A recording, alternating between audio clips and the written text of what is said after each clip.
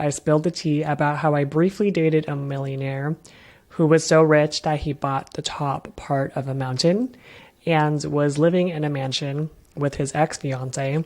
They were no longer together, but they were living in opposite wings of the mansion.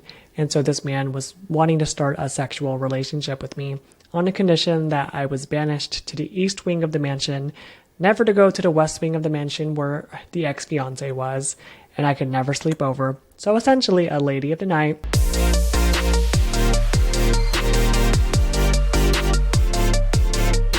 Sisters,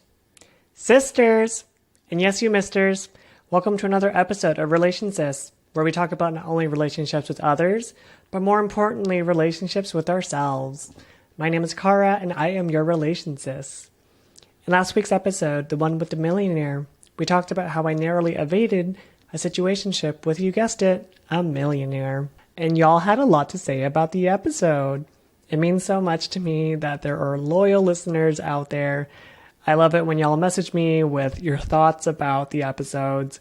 I remember the day after the episode was released, someone told me, they were like, I think he was bullshitting you. I think he was a con artist. And you know what? He may very well be. For those of y'all who haven't already listened to the episode, I would highly recommend a listen just so y'all can get all the juicy details. I spilled the tea about how I briefly dated a millionaire who was so rich that he bought the top part of a mountain and was living in a mansion with his ex-fiance. They were no longer together, but they were living in opposite wings of the mansion. And so this man was wanting to start a sexual relationship with me on the condition that I was banished to the east wing of the mansion, never to go to the west wing of the mansion where the ex-fiance was, and I could never sleep over. So essentially a lady of the night. And your girl said no crumbs for me. I deserved the whole damn cake. And I told him to hit it. So when my friend messaged me and was like, oh my God, a Jane Eyre of it all, I had no idea what Jane Eyre was about. I didn't read that book in high school English. And no, it totally tracks. I had no idea that there was a woman in an attic. A wife in the attic. And I could definitely see how there were parallels in our stories. Was he rich enough to own a mountain? I don't know. My friend was like, rich people don't talk about money like that. So maybe he was a con artist. But thankfully, I have evaded myself from that situation. How did I find myself in that situationship? I briefly shared last week that the reason why I chose to keep dating this man, even though there was overwhelming evidence for why I should not date this man. And it came down to the fact that I didn't know what I was looking for when it came to dating.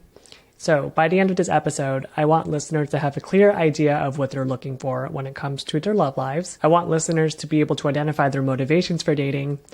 And I want listeners to be able to identify their values, standards, deal breakers, and preferences. How did I find myself in a situationship? First of all, what is a situationship? A situationship is a sexual or romantic relationship that's not formal. So in 2020, once I decided to get back onto dating apps, I thought that I was an easy, breezy, beautiful cover girl. Kara girl, if you will. I thought that I was just open and go with the flow. So when guys would message me and be like, what are you looking for? I'd be like, I'm open. I'm an open book. Just open-ended. And come to find out that I was very much not as open as I thought I was. But I didn't have specificity when it came to my love life. And I think that this is a pitfall that a lot of people fall into when it comes to their love lives. Not having specificity when it comes to their goals in dating.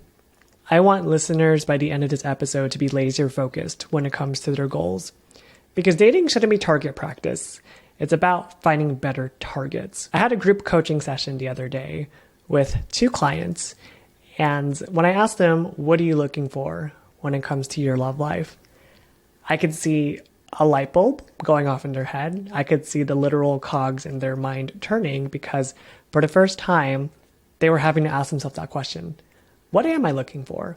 And that's why I asked this question. And that's why I think it's so important for people to have these conversations with themselves, to know what they will and won't stand for, to know what they are looking for, to know what they're not looking for.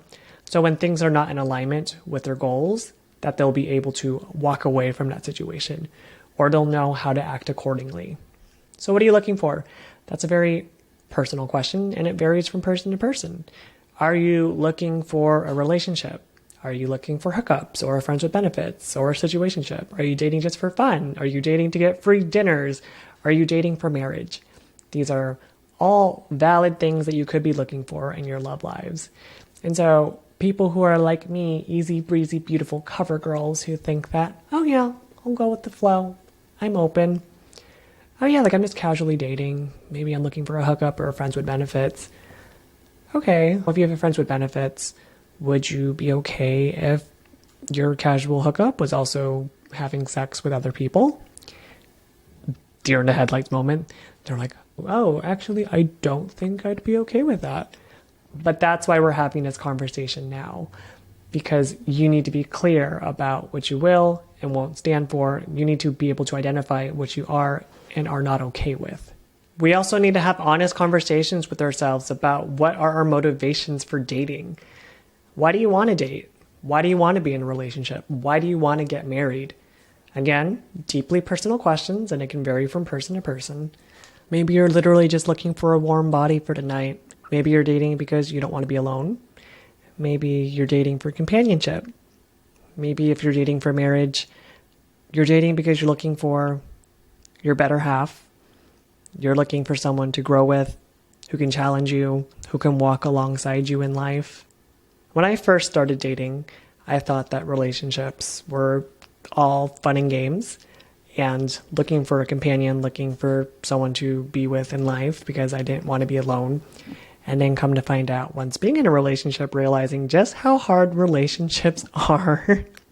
Yes, there are so many benefits when it comes to a relationship, but it's not all fun and games. I remember I used to live with a couple, and when people say it's the little things that couples argue about, they mean it's the little things. So living with a couple under the same roof and seeing them argue for an hour about what to watch on Netflix, I never understood until I got into a relationship, and then I realized, oh my gosh, wow, we're arguing about things like chores. Because when people say it's the little things, they literally mean it's the little things. So again, being able to identify your motivations for dating will go a long way in aiding you when it comes to your love lives. I was recently coaching a client who had been through a breakup, and they were just now getting back out into the dating world. And when I asked them why it is they wanted to date, again, another light bulb moment, I could see the cogs turning. And I was like, are you dating for marriage? And they said they were just dating to see what was out there, but they felt that they should be dating for marriage. And what I told them is that the word should is a trap. The word should comes from comparison. It comes from a place of these are the things that I should want versus the things that I actually want. And again, each person is so unique and special and has their own motivations and their own reasons for doing what it is that they do. So don't let the word should dictate how you feel you should feel, because your feelings are valid.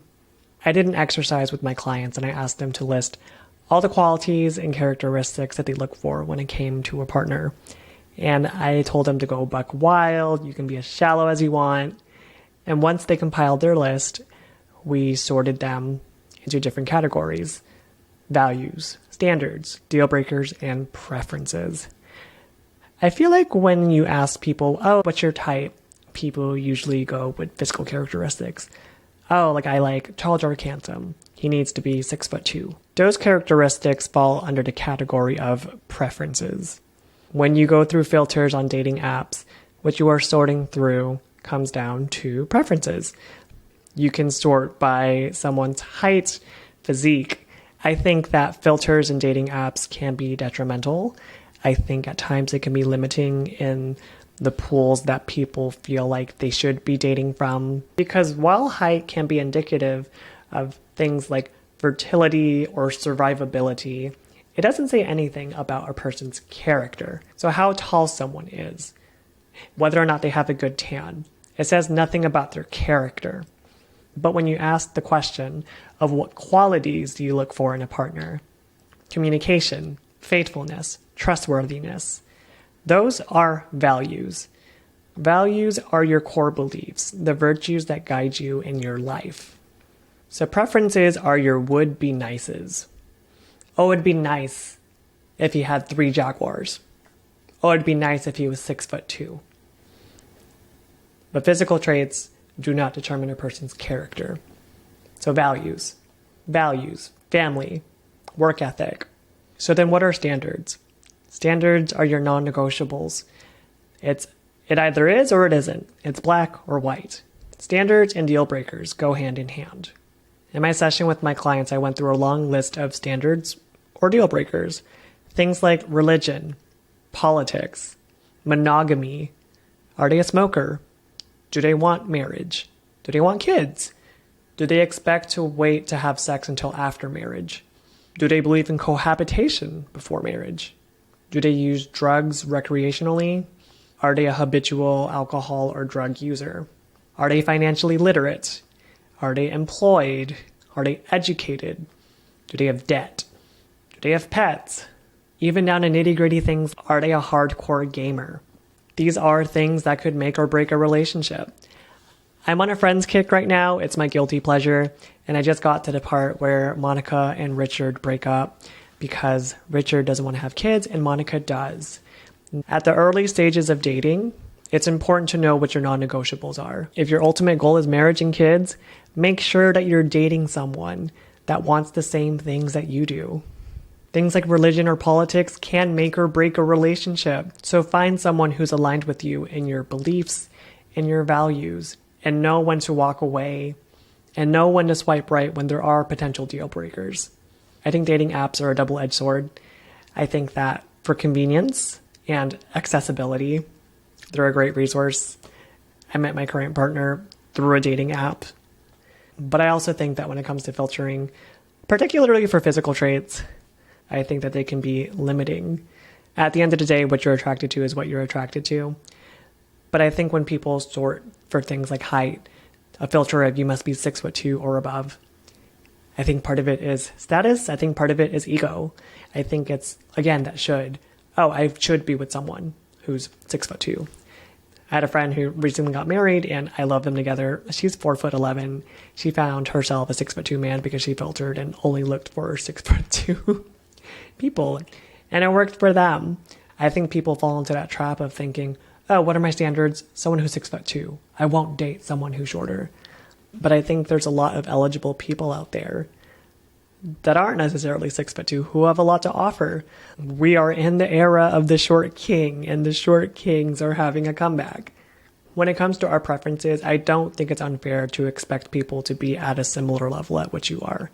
For example, I don't think it's unfair to have a standard for someone to be as educated as you, if not more. But on the other hand, for people who are right out the gate looking for people who make 6 figures, even though they're making minimum wage themselves, I don't know if that's necessarily a fair ask. When it comes to physical characteristics, the reason why they're not standards and they're not values is because just because someone is 6'2", for example, it doesn't necessarily say anything about their character. Are they going to be faithful? Are they going to be a good partner? Are they going to be able to communicate with you? The reason why I chose to do these exercises with my clients was because I wanted them to be able to identify what it is they were looking for, what it is they weren't looking for. And so right out the gate, if things were not aligned with their standards, that they could swipe right and move on. And again, I don't necessarily believe in this idea of serious dating, like dating being a job interview. Oh my gosh. I remember my worst date ever on Zoom. Right out the gate, the guy was like, what do you want out of life? And I was like, it's a loaded question. I was like, wow, you really cut to the chase. Oh, yeah, I hate small talk. Wow, this is really sounding like a job interview. Well, isn't all dating kind of an interview? I was like, oh my God. So I don't agree with that approach. It takes time to get to know someone. But even when you're perusing through a dating app, if you know what your standards and deal breakers are, you'll know who and who not to pick. For example, if someone's profile shows that they have fundamentally different core beliefs than you do, then you know that's one of your non-negotiables, and you'll know that they're not the person for you. The reason why it's important to have these conversations is, again, I always go back to this point, not filling in the blanks for someone and letting them fill in their own blanks. Don't make assumptions about them. You're learning as you go. It takes time to get to know someone. And that's why it's important to have these conversations so that you don't have a rude awakening when you find out something unsavory or something that if you had known this 3 months ago, you would have never stayed. So in this episode, we talked about having a clear idea of what you're looking for when it comes to your love life. Because again, dating shouldn't be target practice. It's about finding better targets. We took an introspective look at our motivations for dating. And we also started our inner dialogue when it comes to identifying our values, our standards, our deal breakers, and preferences. Thank you so much for joining us for another episode of Relation Sis. If you're listening to this on Spotify or Apple, if you could kindly consider following the pod. If you're listening to this on YouTube, please like, comment, and subscribe. My name is Kara, and remember, somebody loves you. You. Bye!